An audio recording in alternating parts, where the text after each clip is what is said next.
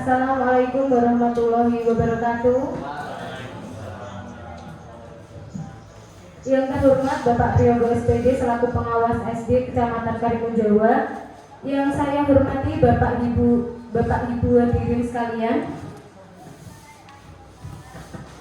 Puji syukur kami panjatkan kehadirat Allah Subhanahu wa Ta'ala yang telah memberikan kita rahmat serta hidayahnya sehingga kita dapat berkumpul dalam acara diseminasi menyebarkan pemahaman dan penerapan pengalaman budaya positif oleh Bapak Afrizal Bayu Pambudi dengan sehat walafiat. Tak lupa sholawat serta salam kita haturkan kepada Nabi junjungan kita Nabi Muhammad SAW yang kita nantikan syafaatnya di hari akhir.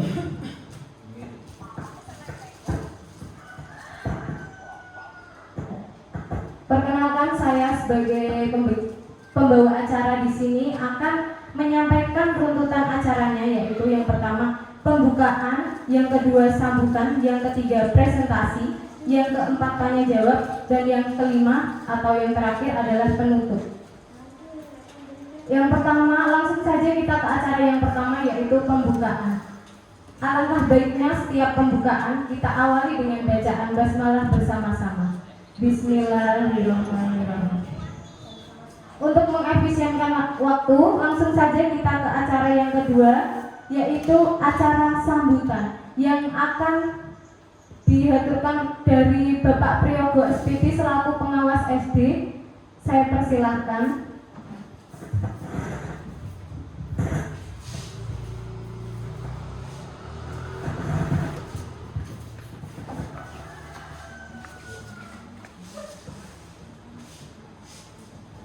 Assalamualaikum warahmatullahi wabarakatuh. Alhamdulillahirabbil alamin. Wassalatu wassalamu ala asrofil anbiya'i wal mursalin wa ala alihi wa sahbihi ajma'in. Amma ba'du. Bapak Ibu guru yang saya hormati, terutama Pak Bayu selaku pengaji materi. Terlebih dahulu mari kita mengucapkan puji syukur kepada Tuhan Yang Maha Kuasa, Allah Subhanahu wa Ta'ala, yang senantiasa selalu melimpahkan rahmat, taufik dan serta hidayahnya sehingga kita bisa laksanakan semua kewajiban kita dengan baik, termasuk pada hari ini di ruangan ini sekarang. Bapak Ibu, yang kedua kalinya kita tidak lupa selalu menyampaikan salam kepada junjungan kita Nabi Agung Muhammad SAW yang selalu kita nantikan syafaatnya. Terima kasih sekali lagi saya sampaikan kepada Bapak Ibu yang berkenan hadir memenuhi undangan Pak Bayu. Saya selaku yang didoakan merasa bangga dan berterima kasih kepada teman-teman semua karena kegiatan ini adalah kegiatan yang nanti akan bisa meningkatkan kualitas pendidikan secara umum di Karimun Jawa, secara khusus di SD Pendidikan.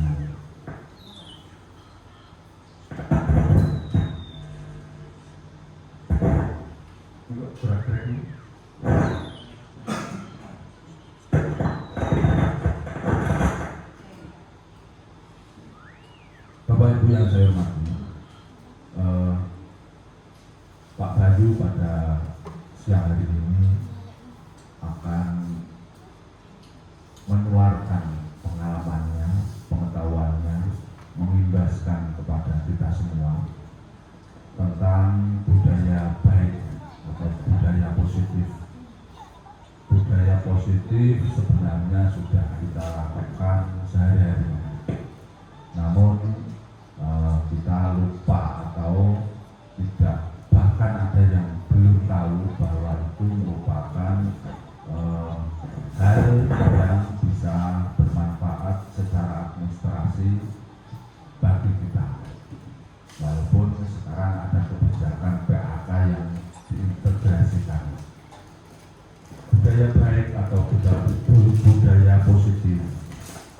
itu adalah pengalaman terbaik penjenengan yang sudah penjenengan lakukan dalam kehidupan sehari-hari di sekolah, baik di kegiatan kokurikuler, ekstrakurikuler maupun intrakurikuler. Intrakurikuler tentu saja di rumah penjenengan punya anak, punya keluarga. Di sana ada budaya baik yang bisa penjenengan kembangkan. Budaya baik itu banyak sekali, sangat beragam. Seiring dengan regulasi pembelajaran kita ini akan berkiblat pada kurikulum merdeka. Dalam kurikulum merdeka itu ada yang namanya P5. Di P5 itu ada banyak hal atau budaya atau perilaku yang bisa kita kembangkan, sehingga kalau sudah terbiasa menjadi sebuah budaya yang positif. Inti dari kurikulum merdeka itu adalah untuk mengembangkan atau membangkitkan budaya positif atau sering disebut sebagai karakter. Jadi karakter itu seharusnya menjadi tujuan pembelajaran secara umum, baik dari materi pembelajaran matematika, bahasa Indonesia, apalagi PKN, itu muaranya ke pendidikan karakter. Dan karakter ini dikembangkan dalam kurikulum merdeka adalah di P5 terutama. Bapak Ibu, kiranya saya juga tidak perlu berpanjang lebar ini, waktunya juga waktu penjenengan seharusnya istirahat. Namun kita masih bersemangat. Terima kasih saya ucapkan sekali lagi kepada penjenengan semua yang sampai jam sekarang ini penjenengan masih eksis bersemangat untuk melakukan budaya baik. Termasuk diantaranya yang kita lakukan ini adalah budaya baik. Dan ini mudah-mudahan bisa menginspirasi kita semua dalam dunia pendidikan, khususnya di Kalimantan. Karena saya baru diundang oleh guru yang pertama adalah Pak Bayu. Yang pertama adalah Pak Bayu. Dan kemudian ada rencana kegiatan di SD 7 dan SD 3 kemudian. Tapi begitu ada rencana. Terima kasih, mohon maaf. Tetap bersemangat, semoga semua ini nanti akan bermanfaat bagi kita semua, menambah pengetahuan, pengalaman kita, menjadi referensi untuk kita gunakan dalam dunia pendidikan. Mohon maaf, wabillahi taufiq wal hidayah. Assalamualaikum warahmatullahi wabarakatuh.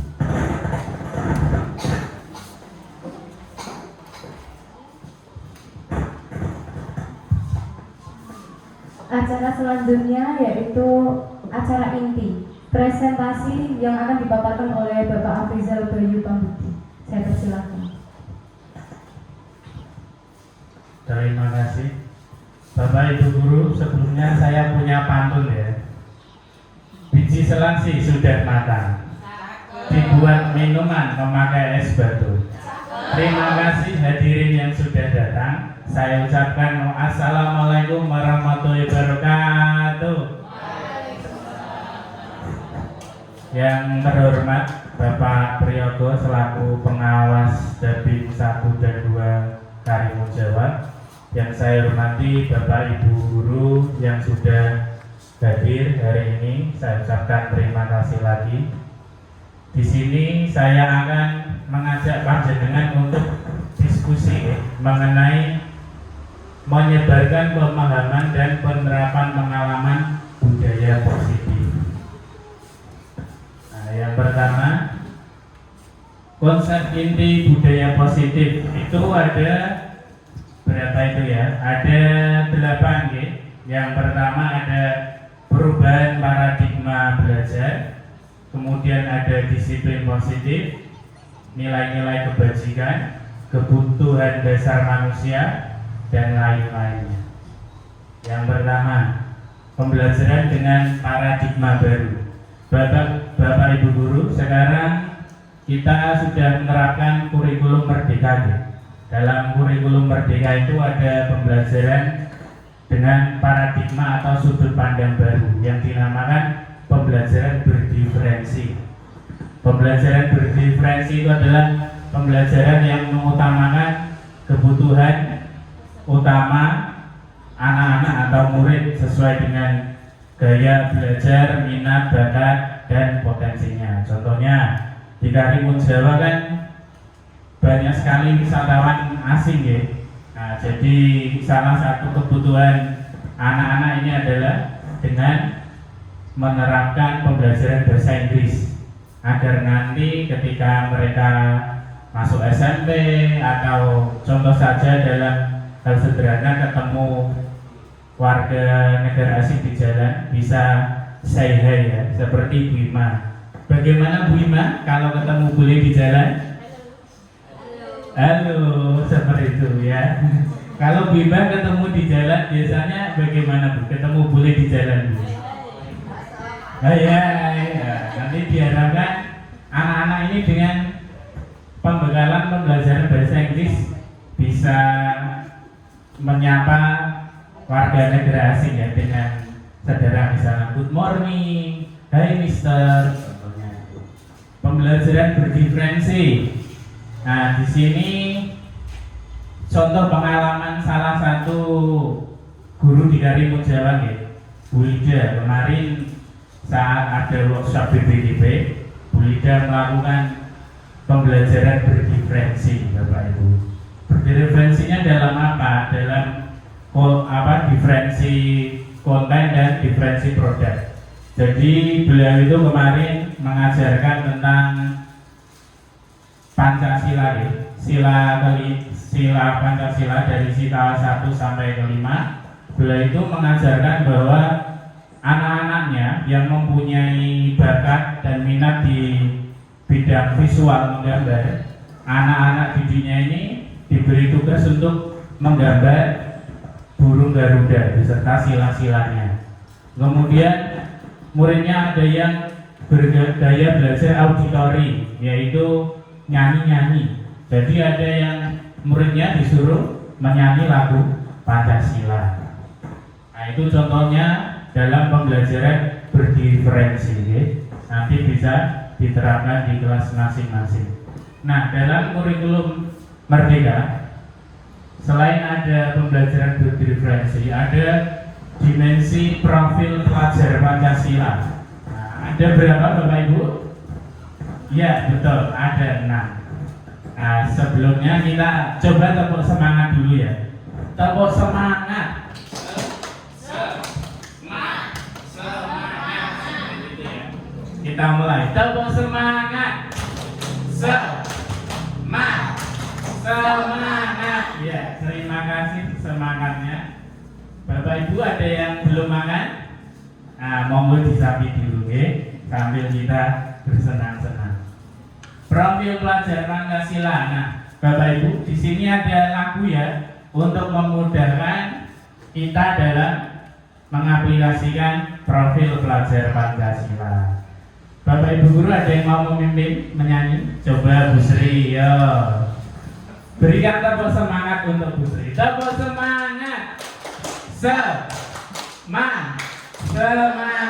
Ya, karena suara saya terlalu merdu urusan dunia, jadi dipimpin Bu Sri ya. Nanti sambil tepuk tangan ya. Oke, mari kita Bapak Ibu kita nyanyi bersama-sama ya.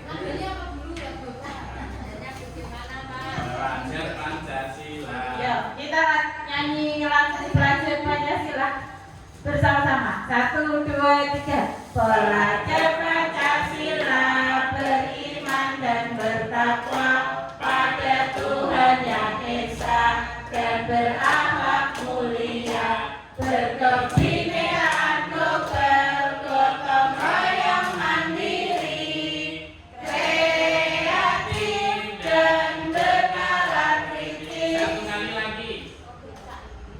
1, 2, 3. Belajar Pancasila, beriman dan bertakwa pada Tuhan Yang Esa dan berakhlak mulia, berkebinekaan global, gotong royong mandiri, kreatif dan bernalar kritis. Oke, tepuk tangan buat saya. Ya, terima kasih Bunda Sri Nurhayati. Nah, ini adalah 6 dimensi kurikulum Merdeka Kita. Yang pertama, jadi nanti diharapkan tujuan akhirnya itu bukan meningkatkan nilai kognitifnya ya atau nilai keterampilannya, tapi diharapkan nanti itu dalam diri murid itu terjadi perubahan karakter. Contoh, misalnya dalam dimensi beriman dan bertakwa pada Tuhan Yang Esa dan berakhlak mulia. Jadi diharapkan misalnya kegiatan membaca Asmaul Husna setiap pagi, jadi diharapkan sebelum ada Asmaul Husna, anak-anak ini belum hafal Asmaul Husna. Jadi dengan budaya positif seperti pembacaan Asmaul Husna setiap pagi, diharapkan terjadi perubahan karakter dalam diri murid, yaitu bisa menghafal Asmaul Husna. Dari menghafal tersebut nanti bisa diaplikasikan baik di sekolah, di tempat mengaji ataupun di rumah. Nah, itu adalah tujuan akhir kurikulum Merdeka, terjadinya perubahan karakter budaya positif pada diri murid.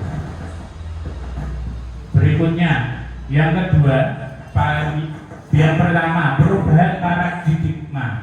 Jadi di sini ada sebuah permainan ya. Jadi ada 2 orang. Yang orang pertama adalah mencoba secari kertas. Coba Bu Makfirah. Nah, coba sekarang tuliskan benda yang menurut panjenengan penting Bu. Satu saja. Misalnya uang misalnya. Atau kalau Bu Ima kan yang paling penting kan harta yang paling berharga adalah keluarga. Bagaimana lagunya Bu? Harta yang paling berharga adalah keluarga. Tapi keluarga itu bukan benda ya, mereka adalah manusia. Nah, coba Bu Makfirah tuliskan satu benda yang Bu Makfirah anggap penting. Kemudian kepalan dalam tangan panjenengan Bu. Nah, tugasnya sekarang Bu Ima. Nah, jenengan coba merayu Bu Makfirah. Boleh merayu, boleh mengancam, membujuk, menyuap, bahkan boleh, agar Bu Makfirah mau membuka kepalanya. Kalau Bu Makfirah bebas ya, boleh nanti membuka ataupun tetap mengepal juga boleh. Nah, coba Bu Ima. Iya. Tidak besok Bu, sekarang. Coba boleh memakai segala cara.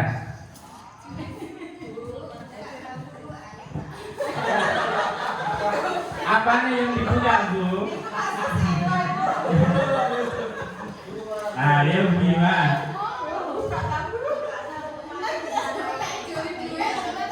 Kalau Bu Makfirah boleh ya, terserah jenengan. Boleh membuka atau tidak.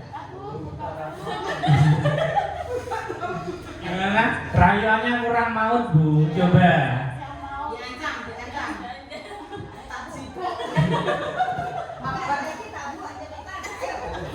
Ya sudah, terima kasih.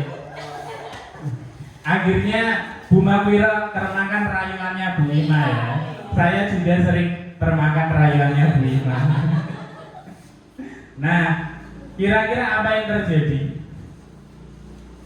Nah, hal yang sudah dilakukan Bu Ima dan Bu Mahfira tadi adalah termasuk teori kontrol. Apa itu? Teknik atau strategi yang mengatur tingkah laku manusia dan membawanya kepada ketaatan kepada aturan-aturan di masyarakat. Jadi Bu Ima ini mencoba untuk memengaruhi Bu Mahfira, mencoba mengontrol Bu Mahfira agar mau membuka kepalanya. Itu adalah teori kontrol ya. Namun teori kontrol ini ada miskonsepsi ataupun ada kesalahpahaman di antara orang-orang. Apa itu? Nah, yang pertama adalah ilustrasi guru mengontrol murid. Nah, jadi teori kontrol ini miskonsepsinya adalah ternyata guru ini mempunyai kontrol penuh terhadap murid. Itu salah besar nih Bapak Ibu. Jadi murid ini punya kontrol sendiri. Yang bisa mengontrol dirinya adalah diri sendiri. Kalau pengaruh dari luar itu tidak terlalu besar. Tapi tadi Bu Mahfira mempraktekkan bahwa Bu Mahfira telah dikontrol oleh Bu Ima. Nah, jadi dalam pembelajaran di kelas itu, guru itu tidak boleh sepenuhnya mengontrol murid ya. Murid itu diberi kebebasan, diberi kemerdekaan, tetapi masih memperhatikan sopan santun. Yang kedua, ilustrasi bahwa orang dewasa berhak memaksa.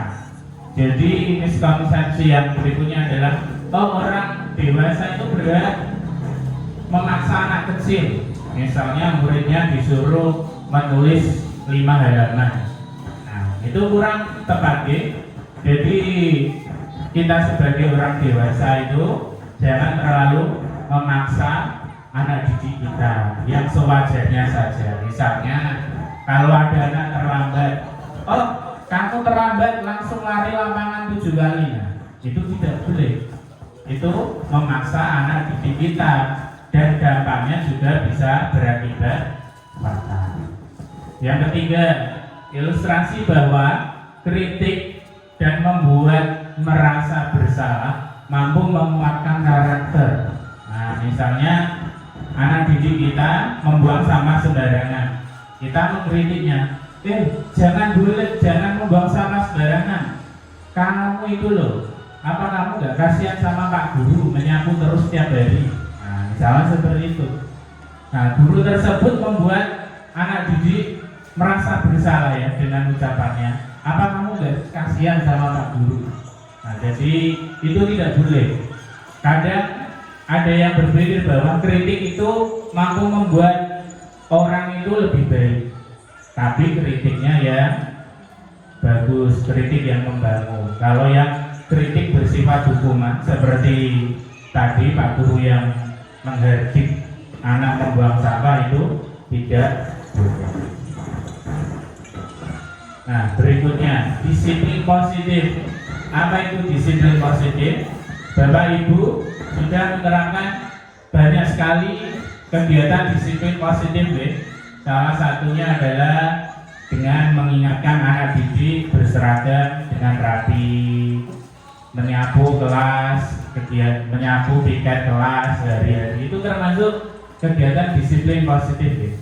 Disiplin itu berasal dari bukan bahasa Jawa, tapi dari bahasa Yunani, disiplina, yang artinya belajar, mengacu pada disiplin diri yang memiliki tanggung jawab terhadap apa yang dirasakannya berdasarkan nilai-nilai kegiatannya. Jadi disiplin itu adalah dalam diri orang itu memiliki tanggung jawab. Tanggung jawab saya adalah mengajar anak didik, menuntun. Nah, jadi sebisa mungkin menuntunnya juga disiplin, misalnya tepat waktu dan apalagi ya itu semua. Kedua, disiplin positif. Nah, berbeda dengan disiplin positif adalah cara penerapan disiplin yang bertujuan menumbuhkan kesadaran kepada murid tanpa imbalan atau hukuman. Nah, misalnya dengan membudayakan anak-anak ini sadar akan kebersihan, membuat jadwal piket setiap hari, mengingatkan mereka membersihkan kelas, membuang sampah pada tempatnya.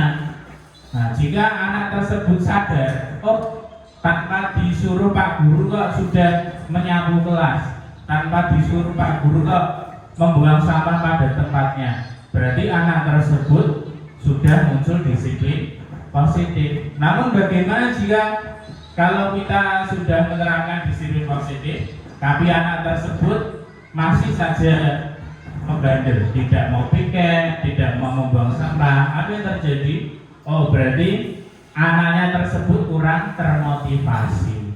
Salah satunya meningkatkan motivasi adalah dengan contohnya dengan memberikan penghargaan. Tapi penghargaan jangan diberikan terus ya. Nanti kadang ada anak yang ingin, Pak, kok saya sudah menyapu tidak diberi penghargaan hadiah, Pak. Nah, jadi penghargaan itu tidak selalu baik ya. Jangan terus. Tapi kalau penghargaan sekali-kali ya boleh, 2 kali, 3 kali boleh. Sebagai pendidik, tujuan kita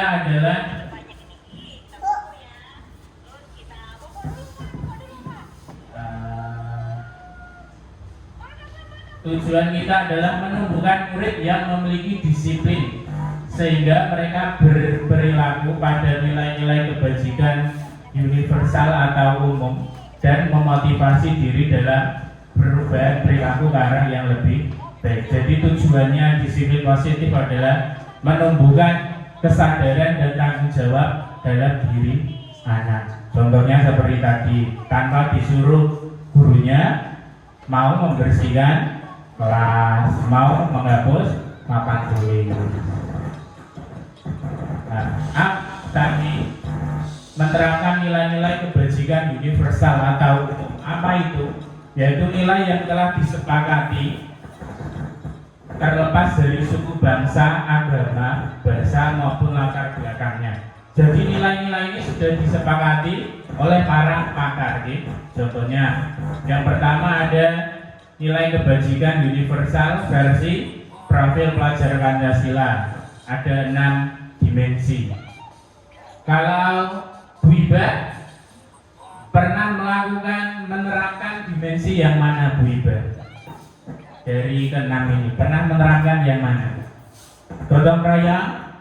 Iya, Bu Iba ini selalu mengajak anak didiknya murid kelas 1 agar setelah pembelajaran atau istirahat mengajak mereka menyapu, karena memang kesadaran anak-anak di SD 1 Karimun Jawa itu masih rendah tentang kebersihan lingkungan. Kemudian ada primary years program, itu adalah kurikulum internasional. Mereka itu menyepakati nilai-nilai kebajikan, ada toleransi, misalnya berbeda agama, kemudian memberikan kesempatan mereka untuk beribadah, ada rasa hormat, integritas, mandiri, menghargai, empati. Kemudian ada versi life skill, yaitu keterampilan hidup. Misalnya orang tersebut dapat dipercaya, pendengar yang aktif. Contohnya saya itu sering dicurhati Bima hampir setiap hari. Jadi saya itu termasuk yang pendengar yang aktif. Ya, dan setia, ya kan Bu Ima? Senyum tabu. Kemudian tidak merendahkan orang lain dan memberikan yang terbaik dari diri. Ini adalah nilai-nilai kebajikan universal atau umum yang telah disepakati oleh banyak orang. Monggo Bapak Ibu dimakan dulu kalau haus dan ya. Yang berikutnya adalah kebutuhan dasar manusia. Kebutuhan dasar kita itu apa sih? Contohnya pakaian, makan. Kalau tidak makan, akan lemes ya. Kebutuhan dasar manusia, segala sesuatu yang kita lakukan untuk mendapatkan apa yang kita inginkan.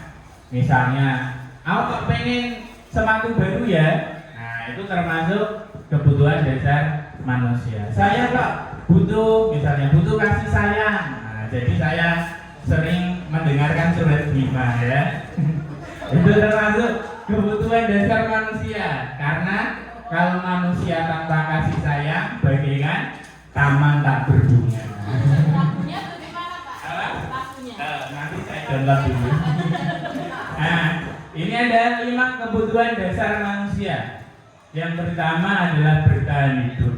Jadi bagaimana caranya manusia ini bisa hidup? Butuh makanan, butuh pakaian untuk menutupi auratnya, butuh tempat tinggal, butuh keamanan dan kesehatan. Nah, yang kedua ini adalah yang paling saya butuhkan saat ini ya, kasih sayang dan rasa diterima, dipedulikan. Contohnya ketika temannya sakit, temannya, Pak, sakit apa? Nah, itu termasuk perhatian ya. Bagaimana Pak Bibi? Sakit panu misalnya. Oh, pergi saja ke apotek membeli obat. Kemudian yang ketiga adalah penguasaan, harga diri, keinginan untuk dianggap, memimpin, berprestasi, diakui dan didengar. Jadi contohnya, misalnya aku di sekolah ini kok merasa diakui teman-teman ya. Nah, berarti kebutuhan dasarnya yang bagian penguasaan sudah tercukupi. Aku kok curhatku selalu didengar sama Pak Bayu ya. Nah, berarti kebutuhan dasarnya Bu Ima yang penguasaan sudah terpenuhi. Nanti curhat lagi ya Bu. Loh kenapa? Pak, saya jadi sedih Bu. Yang keempat ada kebebasan, ada mandiri, memiliki pilihan, mencoba hal baru, mampu mengendalikan arah dirinya. Jadi termasuk anak didik kita itu juga butuh kebebasan ya. Contohnya misalnya diajak permainan, diajak ice breaking, diajak keluar sekolah. Contoh muridnya Pak Teguh ini kan sering diajak permainan ya. Pak Teguh ini sangat kreatif dalam mengemas pembelajaran berbasis permainan. Jadi anak-anaknya ini suka. Bahkan kalau di luar diajak keluar sekolah, pasti anaknya bilang, Pak, kita permainan. Nah, itu menunjukkan bahwa kebebasan anak didik ini sudah terpenuhi. Mereka itu ingin mencoba hal baru dengan permainan-permainan baru. Yang kelima ada kesenangan. Jadi manusia itu jelas butuh kesenangan ya. Misalnya sedih, salah satu kalau Pak Rizal kalau sedih biasanya ngapain Pak solusinya Pak? Dekem, mancing. Nah itu cara menghibur diri, butuh kesenangan ya. Humor, antusiasme dan bertawa. Nah, sebelum melanjutkan kita akan ice breaking dulu ya. Nah, ice breakingnya, nah ini saya bentuk 2 kelompok saja. Ini kelompok 1, ini kelompok 2. Yang ini bagian penilai. Nah, jadi caranya ada 3, ada Tarzan, ada Rimau dan ada Markona. Itu bukan tetangga saya ya. Jadi nanti setiap kelompok diskusi ingin memilih yang mana, Tarzan, Harimau dan Markona. Kalau Tarzan itu seperti ini, aku gitu ya. Kan saya ulangi, kalau Tarzan itu gini, aku gitu. Kalau yang Markona itu gini, cantik. Kalau Harimau, nanti kalau cara mainnya, kalau Tarzan ketemu Harimau yang menang adalah Tarzan. Kalau Harimau ketemu Markona yang menang adalah Markona. Tapi kalau Markona ketemu Tarzan yang menang adalah Karsumi, bukan Markona ya. Markona sama Tarzan menang Markona ya. Nah biasanya Tarzan ini tuh suami-suami takut istri. Nah jadi nanti tiap kelompok diskusi ingin memilih yang mana. Misalnya kelompok 1 diskusi pengen harimau, tapi jangan sampai kedengaran kelompok lain. Terus kelompok 2 misalnya pengen pilih Markona. Nah, jadi nanti tapi jangan dibicarakan ya, nanti kedengaran kelompok lain. Saat saya bilang 1, 2, 3, nah nanti yang harimau nih misalnya kemudian yang Markona nanti bilang cantik gitu ya. Nanti mainnya 2 kali, yang mengumpulkan poin terbanyak akan menang ya. Nah, bisa dimengerti Bapak Ibu? Nah, coba sekarang diskusikan Bapak Ibu. Ingin pilih yang mana? Tarzan, Markona, harimau, bukan Karsumi ya.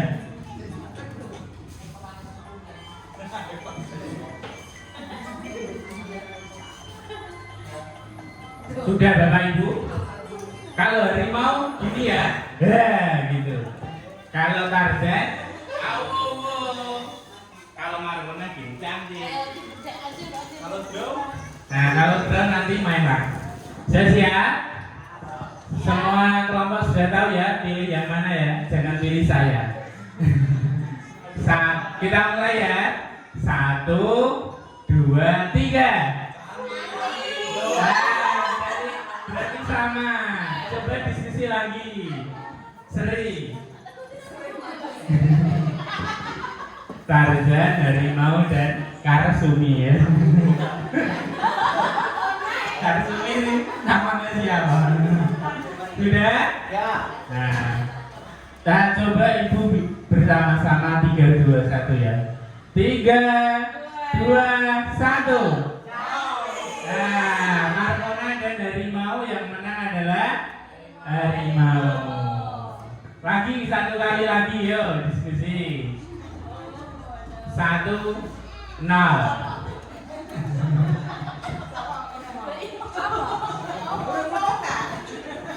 Tarzan, harimau dan Karsumi. Nah, 1, 0. Sudah siap?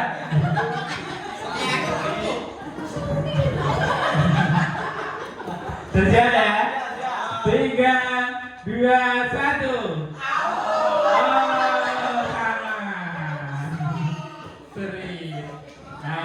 Masih 1, 0 ya. Nah, sudah 2 kali permainan, yang menang adalah kelompok tembok sana. Tepuk tangan, tepuk tangan. Biba mau maju. Nah, berikutnya motivasi perilaku manusia. Jadi setiap manusia ketika berperilaku itu didasari 2 motivasi ya. Motivasi ekstrinsik yang dari luar dan motivasi intrinsik yang dari dalam. Contohnya yang motivasi ekstrinsik adalah untuk menghindari hukuman. Contoh, ketika anak didik berangkat tepat waktu, kemudian tidak pernah membolos, tapi dia berpikir, aku tak taat aturan karena aku takut hukuman, nanti takut dihukum Pak Bayu bersih-bersih WC misalnya. Nah, itu adalah contoh ya, mereka anak didik berperilaku mentaati aturan karena takut akan hukuman, agar mereka ini tidak itu ya, menghindari hukuman. Contohnya lagi adalah ketika anak didik diberi PR, tak gara PA, aku takut nanti dihukum Pak Bayu disuruh nyanyi di depan. Nah, itu adalah contoh motivasi yang untuk menghindari hukuman. Itu dari luar ya. Yang kedua adalah untuk mendapatkan imbalan atau penghargaan dari orang lain. Aku tak maju ke depan kelas nanti biar diberi penghargaan Pak Bayu, diberi tepuk tangan. Nah, itu adalah contoh imbalan. Aku tak buat story, buat TikTok, nari-nari, aku ingin dipuji teman-temanku. Nah, itu adalah contohnya yang untuk mendapatkan penghargaan dari orang lain. Itu dari luar ya. Kalau yang motivasi intrinsik dari dalam, untuk menjadi orang yang mereka inginkan dan menghargai diri sendiri. Ini adalah yang paling baik dari yang lainnya ya. Dari dalam diri murid ini sadar, aku tak berperilaku menjaga kebersihan. Aku sadar jika sekolah bersih ini belajarnya akan nyaman. Aku tidak akan mengganggu teman-temanku menyelesaikan tugas tepat waktu. Aku ingin bertanggung jawab pada diri sendiri. Itu adalah dari diri sendiri. Nah, dari motivasi tadi ada 3 hal yang dinamakan hukuman, konsekuensi, dan restitusi. Ketiga ini adalah berbeda. Kalau hukuman itu adalah tidak terencana. Hari ini kamu memakai kaos kaki putih, seharusnya kan hitam. Lepas sepatumu. Nah, itu adalah hukuman tiba-tiba. Kemudian yang konsekuensi adalah terencana atau sudah disepakati. Misalnya, hari Senin yang tidak memakai dasi dan topi akan diberi konsekuensi membaca astagfirullah 100 kali. Nah, itu sudah disepakati sebelumnya. Itu adalah konsekuensi. Jadi sudah terencana. Kedua ini sama-sama tetap membuat murid tidak nyaman. Kemudian yang restitusi adalah yang terbaik ya.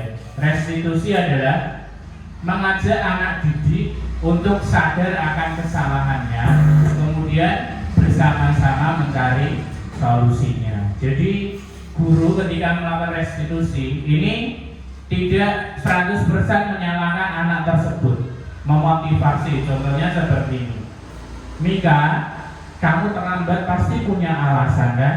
Mengapa kamu terlambat? Nah, misalnya Mika bagaimana Bu? Membantu ibu masak, Pak. Membantu ibu masak. Mika, setiap orang pasti punya kesalahan, berbuat kesalahan ke hal yang manusiawi. Tapi kita harus belajar dari masalah tersebut dan berusaha memperbaikinya. Nah, jadi anak tersebut itu diajak mencari solusi bersama-sama. Itu namanya restitusi. Itu adalah yang paling baik dari yang lainnya. Berikutnya, posisi kontrol guru. Ada 5 ya. Yang pertama adalah sebagai penghukum, pembuat merasa bersalah, pemantau, teman, dan manajer. Apa saja? Yang pertama penghukum. Penghukum itu guru menggunakan hukuman untuk mengontrol perilaku murid. Hukuman bisa berbentuk fisik maupun verbal atau omongan. Contohnya, kamu terlambat 15 menit, hormat di bawah bendera merah putih. Nah, itu adalah guru sebagai penghukum. Jadi posisinya sebagai penghukum. Kamu ini loh kalau mengerjakan tugas selalu yang terakhir. Nah, itu juga sebagai penghukum. Apakah kalau guru sering penghukum berbakat menjadi hukum, menjadi hakim? Tidak ya. Oh iya, itu adalah jokes bapak-bapak Karen. Kemudian kedua adalah pembuat merasa bersalah. Nah, jadi guru sebagai posisi ini akan membuat murid merasa bersalah. Contohnya adalah berapa kali sih bapak sudah memberitahumu, kamu gak kasihan sama orang tuamu yang sudah bekerja. Nah, dari omongan tersebut murid akan merasa bersalah. Jadi guru ini membuat muridnya merasa bersalah ya. Kamu itu loh sering membuang sampah, kamu itu gak suka kebersihan ya. Bagaimana jika tubuhmu kotor? Nah, itu sebagai pembuat merasa bersalah. Tentu saya sendiri walaupun ini tidak baik, tapi saya pernah melakukannya ya. Kembali tadi, melakukan kesalahan adalah hal yang manusiawi, tapi jangan terus menerus. Ketiga, ada teman. Jadi posisi ini adalah guru sebagai teman. Guru menganggap muridnya ini adalah teman sebaya. bicaranya juga bahasa teman. Bro, kamu lagi ngapain? Misalnya Asta, yuk kita jajan. Nah, contoh seperti itu. Ada lagi, ayo dong Safa ikuti aturan sekolah, tolong bantu bapak sekali ini saja ya. Nah, itu sebagai teman. Pak Bibi pernah melakukan posisi kontrol sebagai teman. Nah, contohnya bagaimana Pak Bibi? Mengajak mancing bersama. Itu termasuk contoh ya. Anak-anak kita akan melakukan pembelajaran di luar kelas ya, memancing ikan. Nah, itu termasuk posisi guru sebagai teman. Pemantau yang lemah. Nah, guru sebagai pemantau akan memberikan arahan jika diperlukan, memastikan bahwa murid mengikuti aturan yang berlaku di sekolah. Jadi guru sebagai pemantaunya aja hanya memantau saja. Contoh ketika ada murid berantem, ada yang guru yang melerainya, tapi ada guru yang hanya memantau dari kejauhan. Oh, mereka tukaran. Oh, terus lapor kepada temannya atau kepada kepala sekolah. Pak, tadi murid itu A dan B tukaran, Pak. Nah, itu adalah contoh sebagai pemantau. Yang terakhir, manajer. Jadi posisi kontrol manajer adalah yang terbaik dari kelimanya ya. Karena guru tersebut bersama murid akan mempertanggungjawabkan perilaku murid, mengajak murid sadar akan kesalahannya, menggunakan bahasa lembut, mengajak mereka mencari solusi atas kesalahannya. Contohnya yang saya contohkan tadi, apa keyakinan kelas yang kita sudah sepakati? Misalnya ada anak murid yang tidak mau mengikuti gotong royong ya, terus kita ajak berdiskusi. Misalnya namanya adalah Karsumi. Karsumi, Bapak lihat tadi kamu tidak mengikuti gotong royong ya, apakah itu benar? Nah, Karsumi bilang, iya Pak. Saat itu kamu ada di mana? Karsumi bilang, saya sedang tidur di kelas Pak. Nah, terus guru sebagai manajer akan menanyakan, kalau kamu tidur tidak mengikuti gotong royong, apakah itu sesuai dengan keyakinan kelas yang kita sudah sepakati? Tidak Pak. Keyakinan kelas yang sudah kita sepakati apa ya? Karsumi menjawab, misalnya itu gotong royong Pak. Nah, itu adalah contoh sebagai manajer paling bagus dari keempat posisi kontrol yang lain, karena anak ini tidak 100% diakui kesalahannya, tidak dihardik, oh kamu tidak mengikuti gotong royong, tidak. Guru tersebut dengan bahasa halus mengajak anak tersebut mencari solusinya. Nah, Bapak Ibu, saya ingin mengajak panjenengan untuk berdiskusi ya. Saya bacakan saja. Sabrina hari itu terlambat, terburu-buru. Kemudian sampai di gerbang sekolah ada Pak Lukman, Pak penjaga sekolah. Nah, ternyata Sabrina memakai sepatu tidak sesuai aturan. Aturannya sepatu warna hitam, tetapi Sabrina keliru memakai sepatunya. Pak Lukman terus bilang gini, kamu ini tahu tidak aturan sekolah ini memakai sepatu warna apa? Kamu itu loh, maaf Pak, Sabrina bilang, saya menyesal, mohon izinkan saya masuk. Nah, tetapi Pak Lukman tidak mau tahu. Kamu sudah melanggar sekolah ini. Coba sepatumu lepas. Seharian ini kamu tidak boleh memakai sepatu karena kamu tidak memakai sepatu warna hitam. Nah, akhirnya Sabrina selama di sekolah sampai pulang sedih, tidak mau keluar-keluar karena malu tidak memakai sepatu. Nah, pertanyaannya, siapa istri Pak Lukman? Suratmi. Pertanyaannya, menurut panjenengan, posisi kontrol apa yang diambil oleh Pak Lukman? Tadi ada sebagai penghukum, merasa orang bersalah, ada manajer, ada teman, ada pemantau. Sebagai, iya betul, Pak Lukman adalah sebagai penghukum. Walaupun Sabrina sudah meminta maaf, sudah menyesal, tapi Pak Lukman tidak mau tahu. Kamu pokoknya harus melepas sepatumu ya. Nah, jadi Pak Lukman sebagai penghukum. Yang kedua, Ibu Dani sedang menjelaskan pelajaran bahasa Inggris di papan tulis. Kemudian melihat Fajar yang tidur-tiduran dan males. Kemudian Bu Dani mengajak Fajar, Fajar coba maju ke depan menjawab soal ini. Nah, Fajar pun maju, tapi di depan kelas Fajar bengong. Saya tidak tahu, Bu. Kemudian Bu Dani bilang, ya sudah, kamu kembali duduk. Gimana sih kamu Fajar? Kamu tidak kasihan sama ibu ya? Ibu sudah capek-capek mengajarkan kamu, tapi kamu tidak paham. Nah, Fajar pun diam dan membisu. Nah, dari kata-kata Bu Dani, gimana sih kamu Fajar? Kamu tidak kasihan sama ibu ya? Ibu sudah capek-capek mengajarkan kamu. Kamu tidak merasa kasihan sama orang tuamu yang sudah menyalahkan kamu. Nah, dari kata-katanya tersebut, kira-kira posisi kontrol Ibu Dani apa Bapak Ibu? Teman ya, dari kata-kata ini ya. Nah, di sini kamu tidak kasihan sama ibu ya.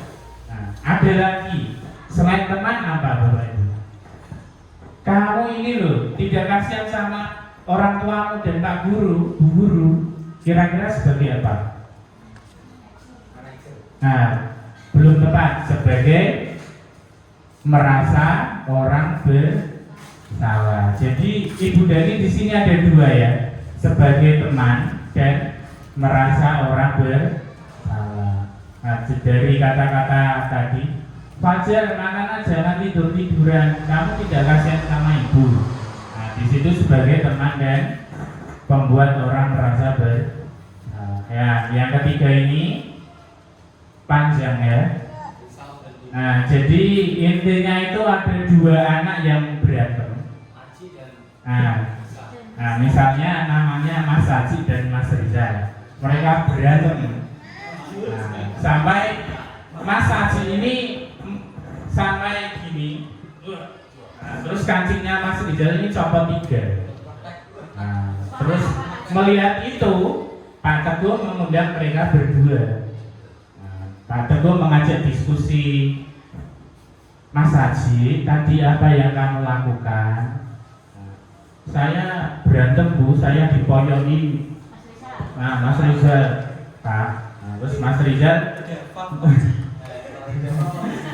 Rizal mempertahankan diri. Tadi saya juga dipoyoki kok Pak. Nah, terus Pak Teguh mengajak mereka berdiskusi. Nah, ayo kita cari solusinya ya. Nah, Mas Haji, kira-kira apa yang bisa kamu perbaiki? Mas Haji bingung, apa ya Pak? Pak Teguh mengusulkan, bagaimana kalau kancing bajunya Mas Rizal dijahit, didodoli? Mas Haji bilang, tapi saya tidak bisa menjahit Pak. Nah, Pak Teguh mengusulkan, oh bagaimana kalau belajar sama Pak Bibi, Bu Makfirah? Bu Makfirah ini pandai menjahit. Nah, terus Mas Haji mau, ya Pak, saya mau. Nah, akhirnya Mas Rizal ini tenang, karena kalau bajunya tidak diperbaiki nanti dimarahi ibunya.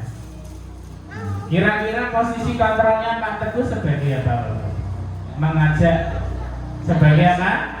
Nah, bukan sebagai direktur ya, tapi sebagai manajer. Karena mengajak Mas Rizal dan Mas Haji menemukan solusinya bersama-sama. Pak Teguh juga tidak menyalahkan Mas Haji dan tidak menyalahkan Mas Rizal.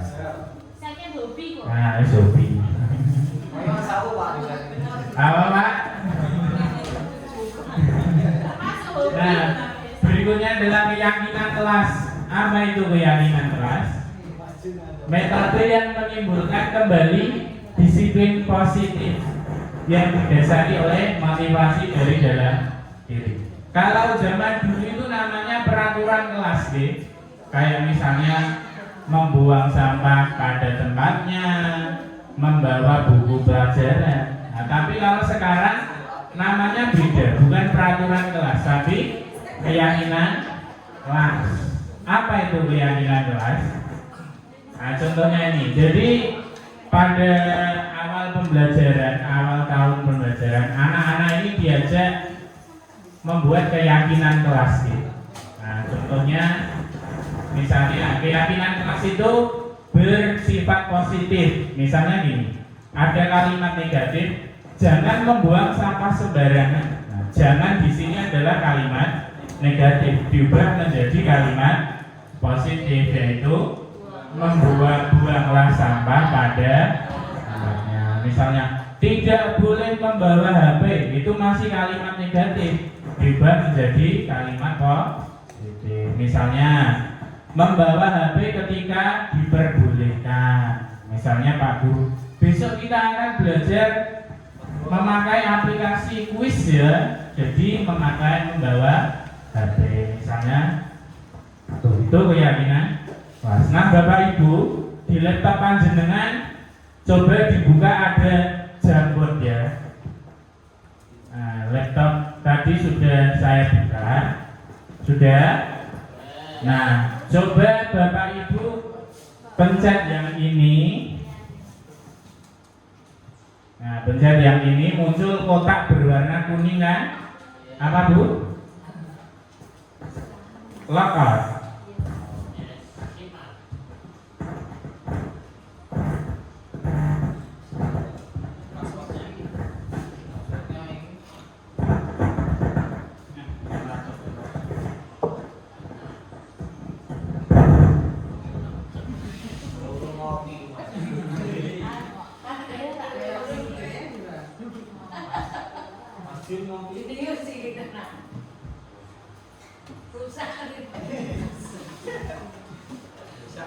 Nah, coba Bapak Ibu yang sudah membuka laptop.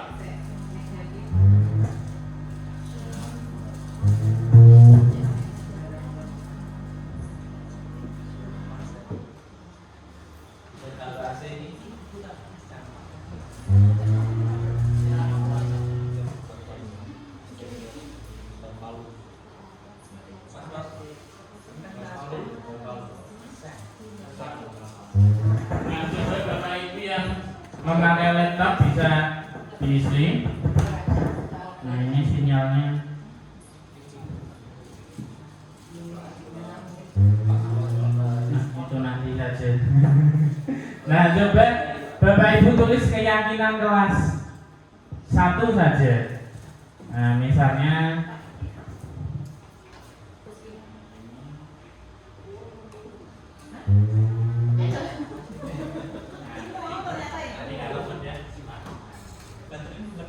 satu keyakinan kelas satu saja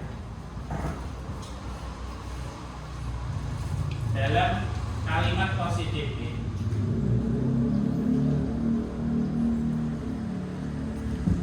Nah, misalnya ada apa itu? Makanlah jajan di luar kelas. Nah, itu salah satu keyakinan kelas. Sudah itu Bu. Nah, coba jangan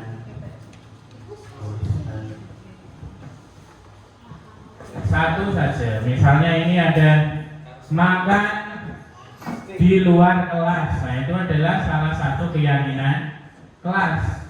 Keyakinan kelas itu perlu disepakati seluruh warga kelas. Jadi setelah anak didik menuliskan keyakinannya masing-masing, kita sepakati apakah ini sudah sesuai atau belum. Misalnya sudah sesuai, berarti dikelompokkan sama keyakinan kelas yang lain dan disepakati bersama. Dan tentu ada konsekuensinya jika melanggar. Nah, itu sudah Bu. Makanlah jajan di luar kelas. Nah, coba Pak Jun.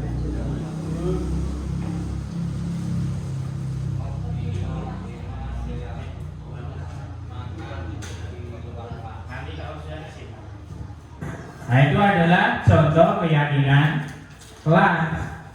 Perlu diperhatikan bahwa keyakinan kelas itu harus disepakati bersama dengan murid. Setelah itu nanti kalau keyakinan sudah selesai, misalnya bisa dibuat menggunakan kardus atau tempel-tempelan boleh, atau misalnya didesain lewat Canva, di print, kemudian ditempelkan di kelas juga boleh. Dan yang tak lupa adalah dikomunikasikan dengan rekan sejawat dan wali murid, termasuk kepala sekolah, agar tahu keyakinan kelas 2 itu apa.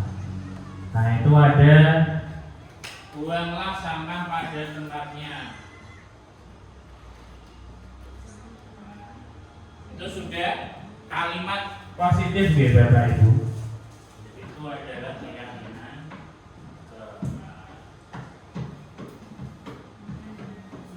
Remote. Berikutnya adalah tentang segitiga restitusi ya, seperti yang kita diskusikan tadi. Segitiga restitusi ini adalah lanjutan sebagai manajer. Ada 3 tahap. Yang pertama adalah menstabilkan identitas, yang kedua adalah validasi tindakan yang salah, kemudian yang ketiga adalah menanyakan keyakinan. Nah, apa itu menstabilkan identitas? Berbuat salah adalah hal yang manusiawi. Contohnya tadi, nikah. Setiap orang itu pasti pernah melakukan kesalahan. Berbuat kesalahan itu adalah yang manusiawi. Namun kita harus belajar dari masalah tersebut dan berusaha memperbaikinya. Itu adalah contoh menstabilkan identitas. Contoh lain adalah menanyakan apakah kejadian tersebut benar. Misalnya, Mika, Bapak dengar dari laporan Bu Ibarat tadi pagi kamu terlambat ya. Apa itu benar? Nah, itu adalah contoh menstabilkan identitas. Belum 1 jam ya Bapak Ibu, tadi dimulai 12 kurang 5 menit. Kemudian yang kedua adalah validasi tindakan yang salah. Kamu terlambat sekolah pasti punya alasan. Mengapa demikian? Nah, itu adalah contoh menstabilkan identitas. Validasi tindakan yang salah. Kemudian yang ketiga adalah menanyakan keyakinan.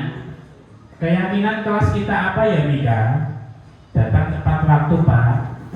Kalau kamu terlambat sekolah, apakah sesuai dengan keyakinan kelas kita? Tidak Pak. Nah, ayo kita cari solusinya bersama-sama. Itu adalah menanyakan keyakinan sampai tahap anak tersebut sadar akan kesalahannya. Misal, ya Pak, saya maaf dan menyesal. Besok saya tidak akan terlambat lagi. Itu adalah menanyakan keyakinan. Nah, ini ada contoh. Jadi Naura itu sudah terlambat 2 hari ke sekolah sehingga tidak mengikuti Asmaul Husna. Kemudian saya mengajak Naura untuk melakukan segitiga restitusi. Nah, ini adalah contohnya, itu masih mubeng. Sinyalnya tidak kuat. Jadi yang pertama adalah menstabilkan identitasnya.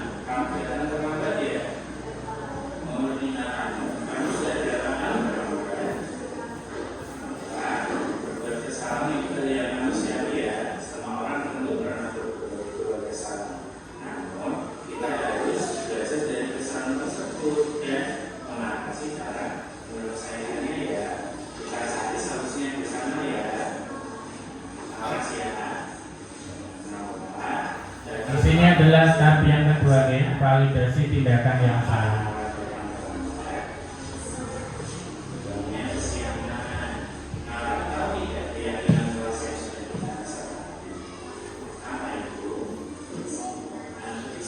Ini adalah tahap ketiga, menanyakan keyakinan.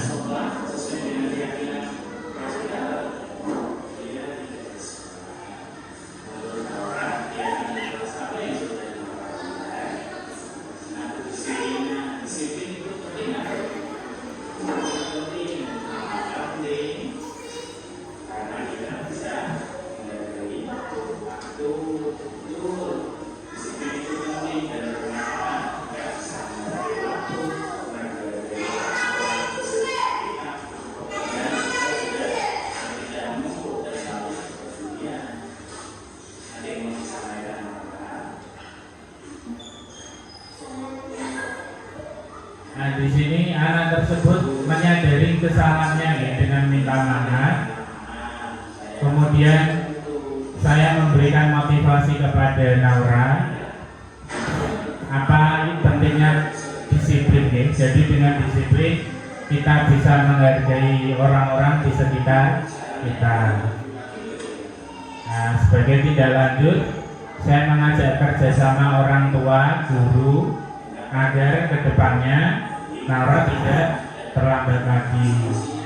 Nah, di sini Naura menemukan solusinya agar bangunnya tidak kesiangan, yaitu dengan memasang alarm dan meminta orang tuanya untuk membangunkan. Nah, ini adalah contoh segitiga restitusi posisi kontrol sebagai manajer. Alhamdulillah. Terima kasih. Saya punya pantun Bapak Ibu. Burung dara, burung cendrawasih. Cari dulu di Papua. Cukup sekian, terima kasih. Semoga bermanfaat untuk semua. Terima kasih.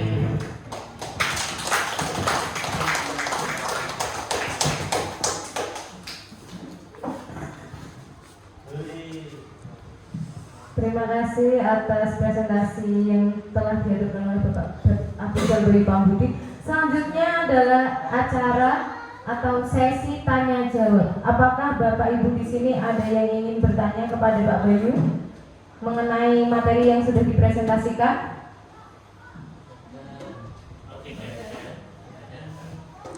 Tanya Pak.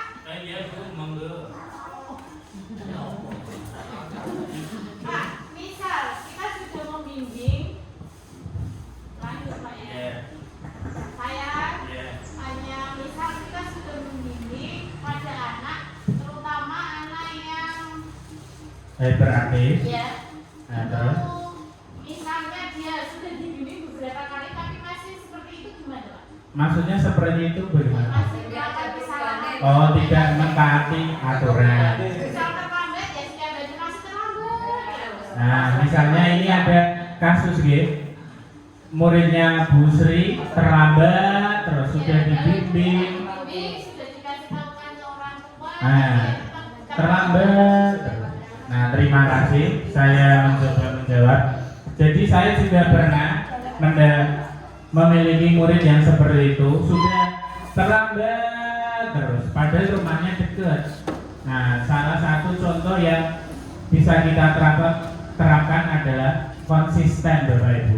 Jadi kalau kita konsisten, misalnya konsisten menerapkan pembelajaran tepat waktu. Jadi anak tersebut mungkin ada yang sadar dan tidak sadar gitu.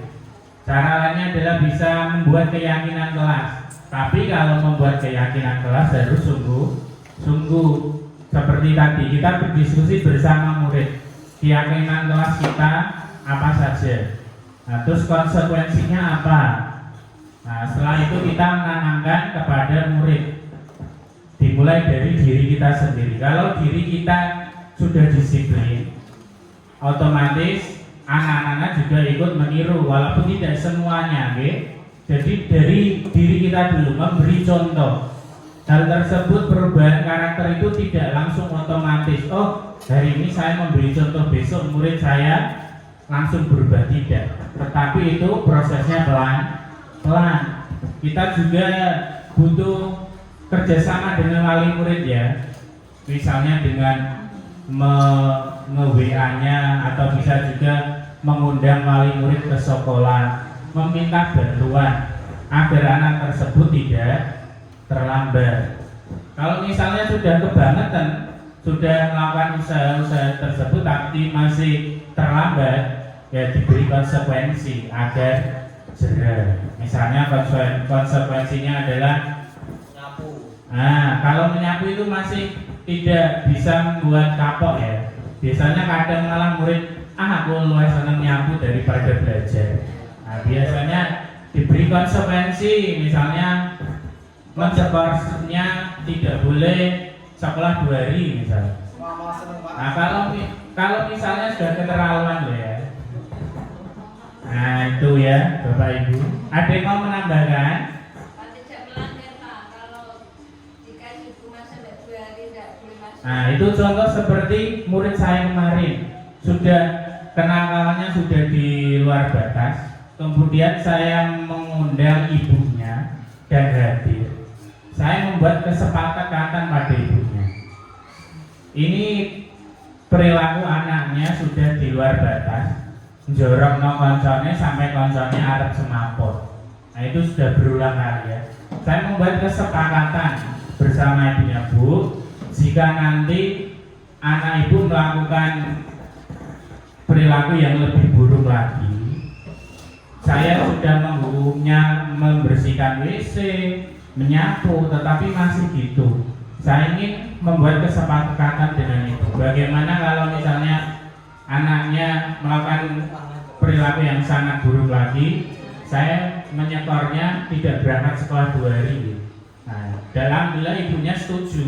Ya Pak, saya juga sudah pusing anak saya, terserah jenengan mau jenengan apakan. Jadi kita butuh kesepakatan. Kalau memberikan hukuman itu harus membuat kesepakatan dengan orang tua agar nanti orang tuanya bisa tahu agar tidak terjadi kesalahan.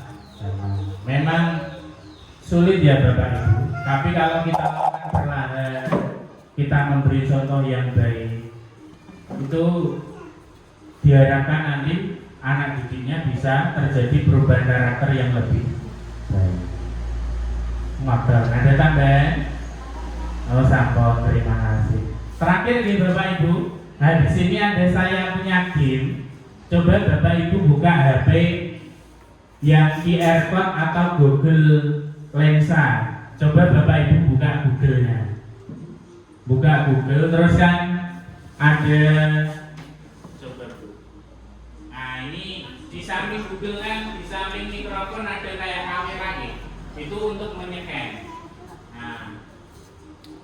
Nah coba kalau ini QR code di depan ini bisa di-scan. Nah ini pakai Google Lensa nih. Sudah? Nah bisa maju ke depan kelas kalau kejauhan. Nah coba pinjam.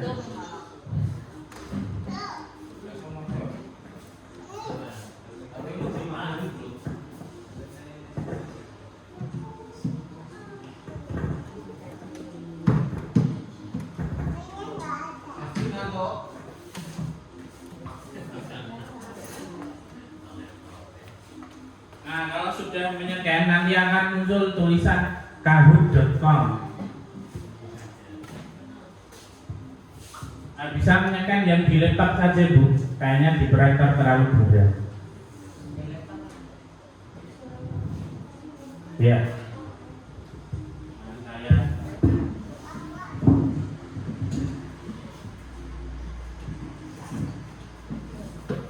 Nah ini bisa di-scan. Pakai HP.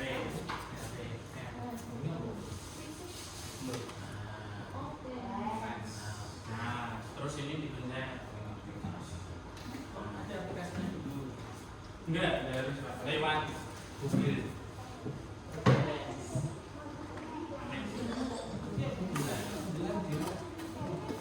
Atau pakai QR code juga bisa.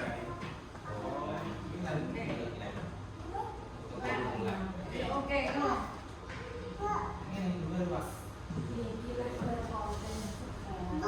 Nah, kalau sudah nanti akan muncul kahoot.com nggih. Nah, menunggu.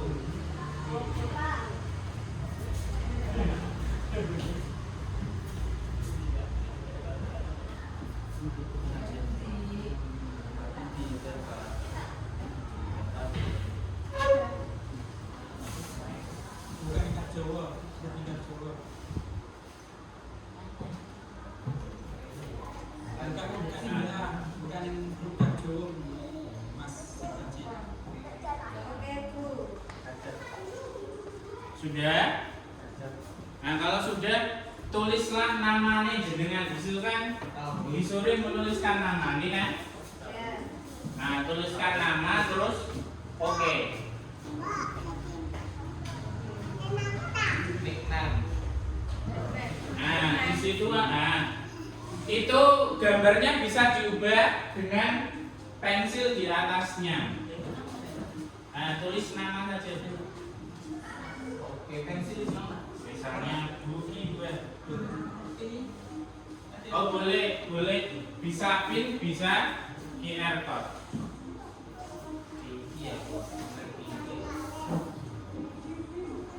Nah, itu karakternya bisa diubah nih.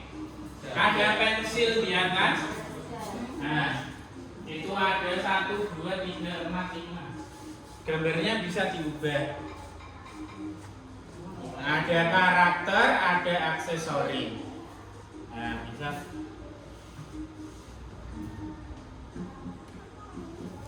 Kalau pinnya itu ya 113. Bagi yang tidak bisa masuk ke apa?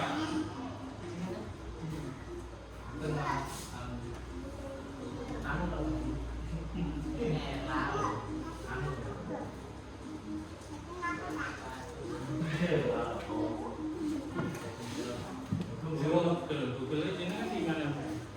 Di rumah.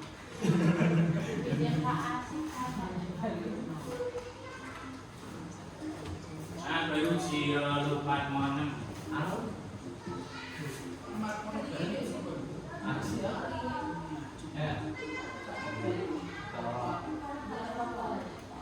Nah, ini nanti ada 9 soal. Jadi cepat lambatnya itu juga berpengaruh ya. Jadi misalnya jawabannya dengan cepat benar, tapi implementasi lama, poinnya juga berkurang.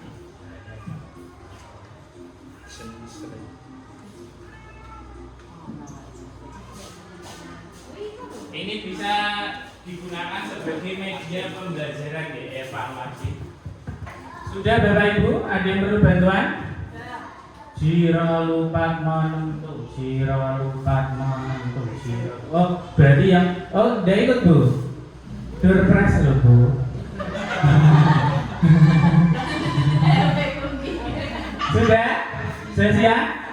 Ada 9 soal. Ada yang ABC, ada juga yang true false. Kalau true itu benar, false itu salah. Cepat lambatnya jenengan mencet itu juga berpengaruh. Sudah siap? Bu Septi sudah? Kita mulai nggih.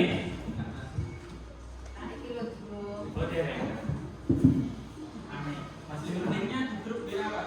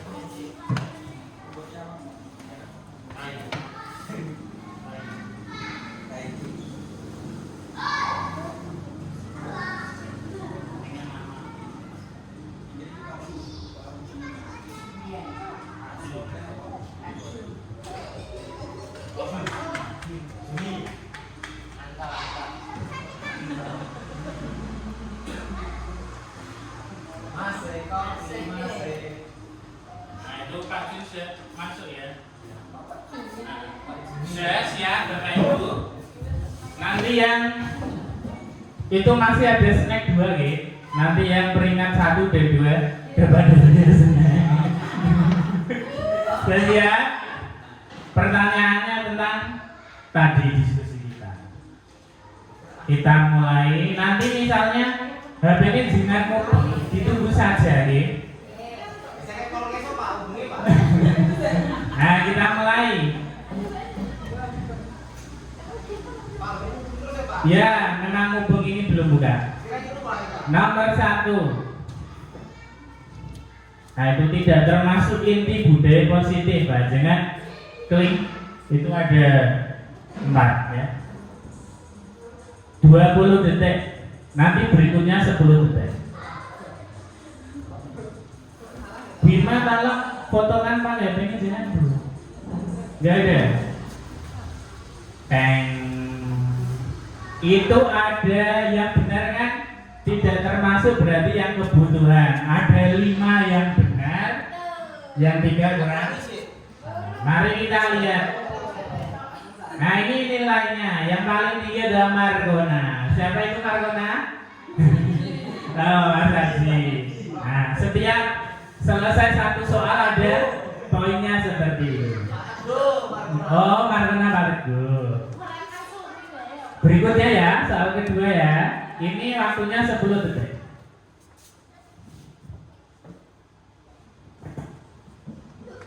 Murid disuruh untuk tidak mengenakan sepatu seharian di sekolah karena tidak mengenakan sepatu hitam adalah konsekuensi. Nah, apakah konsekuensi atau hukuman? True itu benar, false itu true itu benar, false itu salah. Nah, berarti yang betul ada 5. Siapakah yang memimpin? Wah, Margona masih memimpin ya. Sudah siap untuk soal ketiga? Ini namanya Kahoot Bapak Ibu, gratis. Bisa diaplikasikan. Yang bukan termasuk 5 posisi kontrol guru. Direktur, teman, pemantau, penghukum.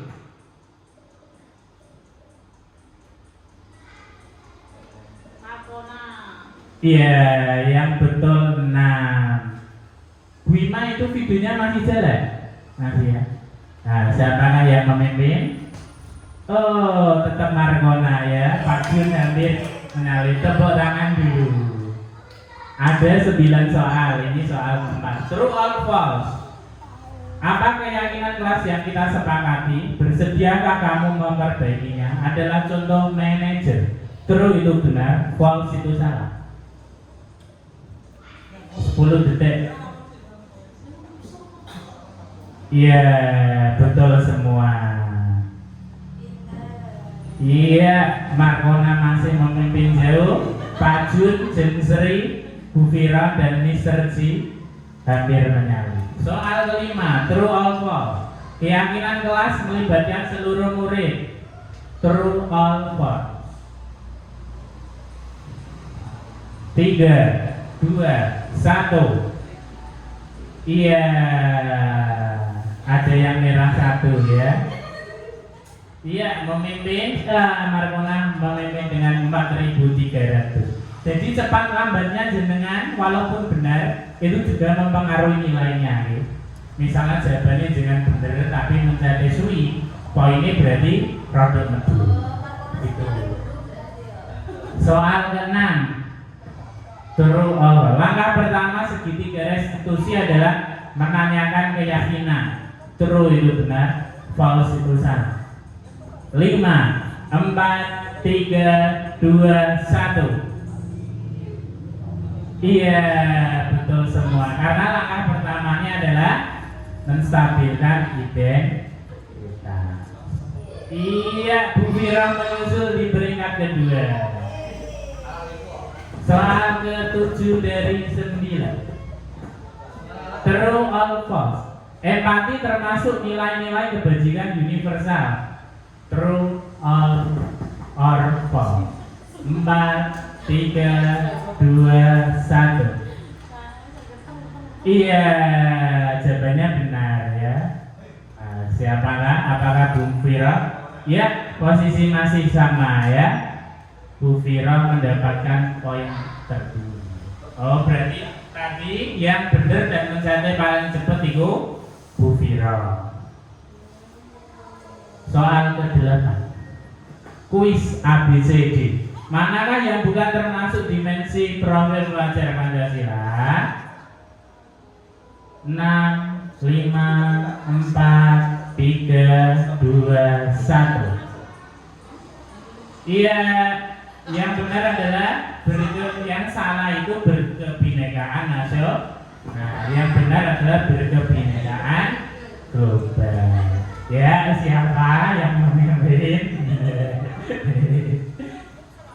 Iya, oh masih Markona ya, Jin sering menyusul di posisi kedua. Raisa itu siapa ya? Kue Bu. Ini soal terakhir ya, menentukan senang. Kedisiplinan termasuk 5 kebutuhan dasar manusia. True or false? Tadi ada 5 kebutuhan ya, kasih sayang dan lain-lain. Iya, siapakah yang posisi pertama? Selamat snack. Nah ini ada dari peringkat 3 dulu, Jeng Sri, terima kasih. Marco nomor 2, siapa nomor 1? Raisa. Siapa itu?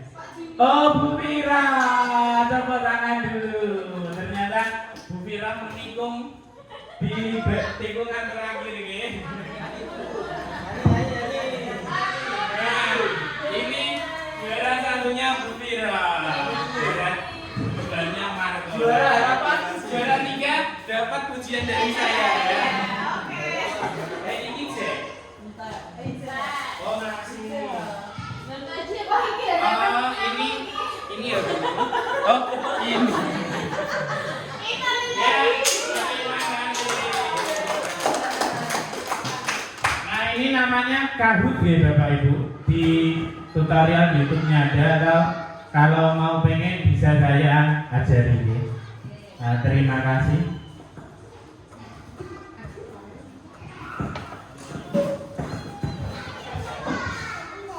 Bagaimana Bapak Ibu? Apakah masih apakah ngantuk?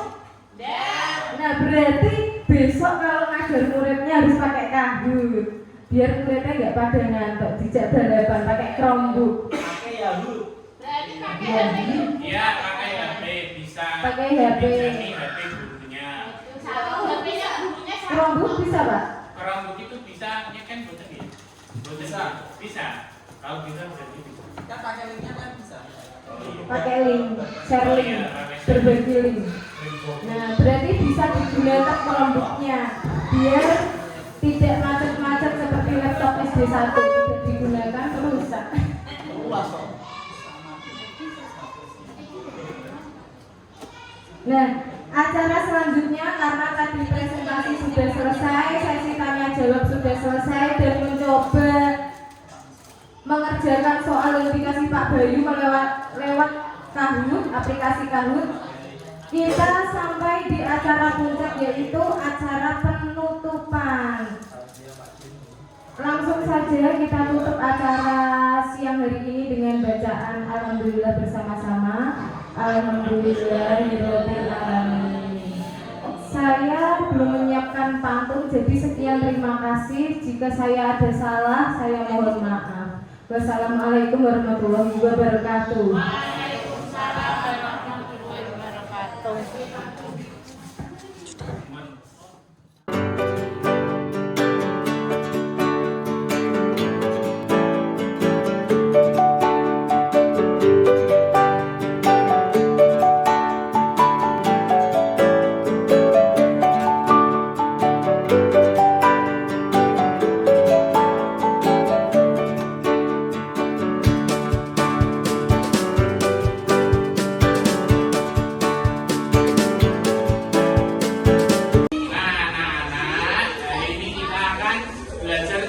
Keyakinan kelas ya. Apa itu keyakinan kelas? Keyakinan kelas itu adalah keinginan kalian, harapan. Kira-kira kelas ini tuh kamu ingin bagaimana kelas ini? Contoh, misalnya Nindi pengen kelas ini bagaimana nih? Oh, Nindi pengen kelas ini bersih. Bagaimana cara menjaga kebersihan? Nah, menyapu, ada lagi mengepel. Nindi pengen kelas ini bersih. Asta, kamu pengen kelas ini apa? Asta, apa? Bersih. Asta juga pengen kelas ini bersih. Ada lagi yang, nah coba Nindi selain bersih, kamu ingin apa nih di kelas ini? Rapi. Nindi pengen, Nagra pengen kelas ini rapi. Contoh rapinya adalah salah satu adalah meja, ya kan? Mejanya ditata rapi. Selain itu, yang kalian pakai ini apa? Apa ini? Ya kan? Stop nih.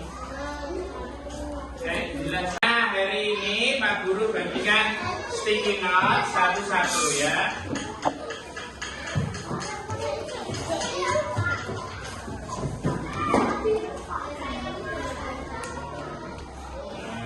Semua dapat.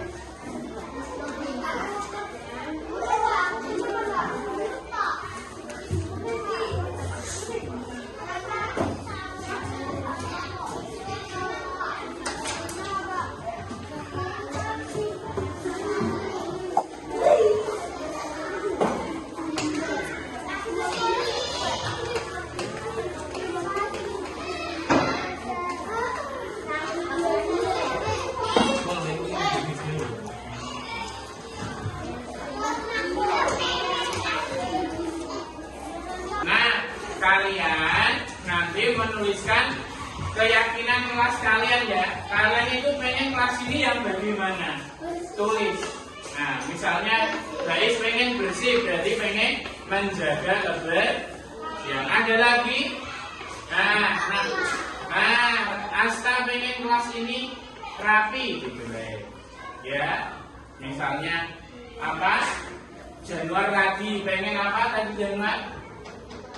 Meletakkan barang ke tempatnya. Yuk, ditulis.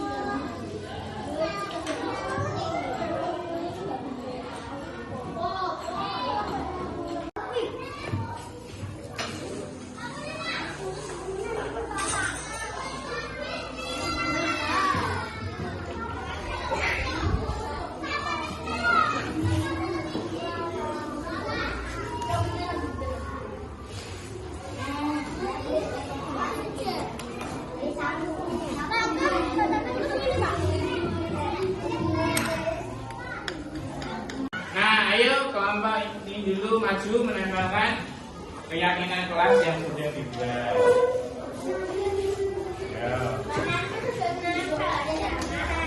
Ayo dilanjutkan. Ayo.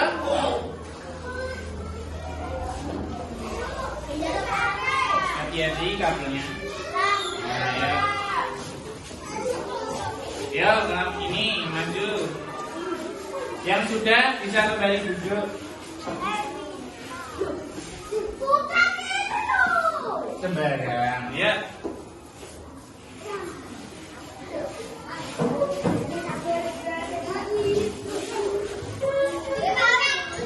Ya ini.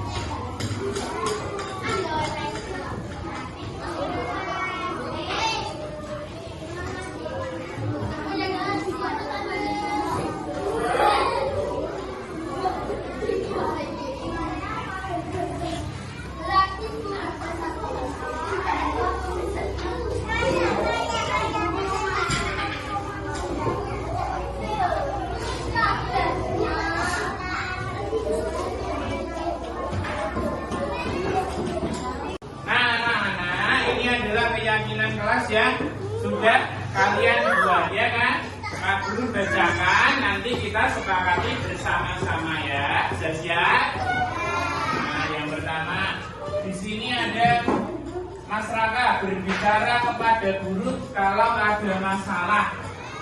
Kalau kalian ada masalah, misalnya, Pak, pensil saya hilang, bicara kepada Pak Guru. Kita sepakati, apakah kalian setuju?